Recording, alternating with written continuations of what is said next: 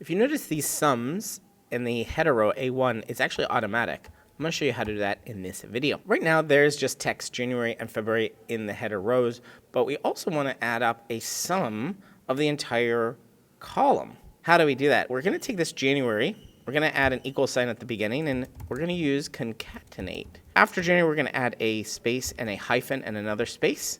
And then we're going to do a comma outside those quotes, sum of A2 colon A. Now it looks just like 2329.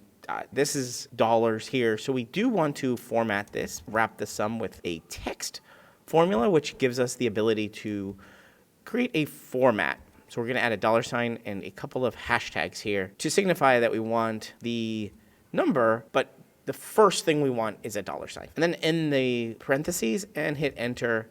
And if we copy paste this to the right, we'll see it updates to January, so we just have to come in here and rewrite February. That's how you get your sums inside your headers. And these are going to make really cool headers and something really interesting for your Google Sheets.